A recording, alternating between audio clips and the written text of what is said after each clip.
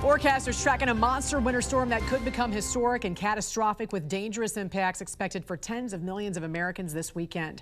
Buckets of snow, crippling ice, and frigid temps threaten to paralyze the South, Midwest, and East Coast. Joining us now is the director of the National Weather Service, Ken Graham. Director Graham, thank you so much for being with us this morning. We really appreciate it. Oh, thanks, Jan. Thanks for having me on today. So thank you. When you hear words like historic and catastrophic, that's going to get some people's attention. What makes this storm different from what we typically see? I think part of it is just the size. I mean, I was looking at it even this morning. We have our website's weather.gov, and I looked at it this morning just trying to take in the big picture. And we have watches and warnings stretching from New Mexico to New England, 2,000 miles. So more than half the country is involved with this winter weather event. So I think one part of it, we get ice, we get snow. Nothing's off the chart historic in some of the amounts, but what's off the chart to me is just the sheer size of this storm. It is humongous. Talk about some of the timelines here, when and where the storm's going to start to hit the hardest.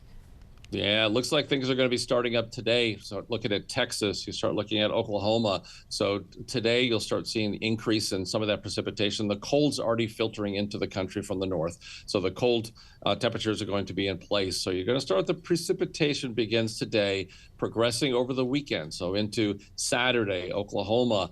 Saturday night, you start thinking Arkansas, you think in Louisiana. And then Saturday night and into Sunday, even Sunday night in New England, you start looking at the I-95 corridor, it's going to start seeing some significant snowfall and even sleet. So at that time, that's the progression. So it's a weekend event, and it's going to be significant air travel, road travel, just significant impacts across the board. Also significant cold, a major factor here. How dangerous could these frigid temperatures be, and what should people know about the risk of power outages and heating failures?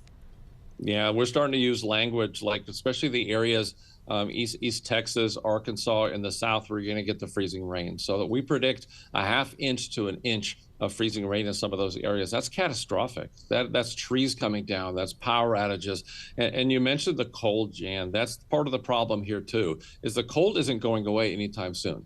So once all that ice falls, and then you start having zero wind chills, you have temperatures well below freezing all over the Gulf Coast, the ice isn't going anywhere anytime soon. So those power outages could be prolonged in some places, especially rural areas where you can't get trucks in there with the trees down.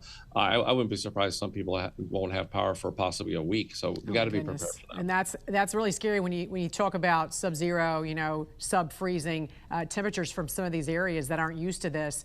We've seen, the forecast change a few times as the storm does come into focus. Not too dramatically, though. Why are winter storms like this particularly hard to track, even with updated technology?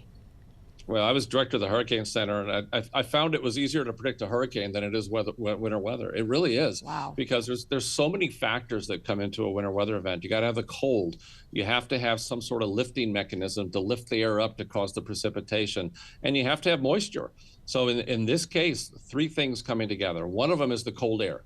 We got it. Check mark. We got the cold air in place. The other one's a low pressure off the Pacific, and now it's in the desert Southwest. That's going to be moving across the southern United States, providing that lift. And the other one is in the Gulf of America, about 10 to 12,000 feet, there's a warm area bringing up some moisture into the system. That's what's going to cause some of the moisture involved with the freezing rain. So we have thrown everything at this, Jan. We have aircraft. We've actually sent aircraft to the Pacific to look at the low pressure out there. We have aircraft at several different altitudes in the Gulf of America to start looking at where's the moisture, how much moisture there is. So a very difficult forecast, getting the observations we need to get into the models to make the prediction. Do you expect any big changes in the forecast models right now?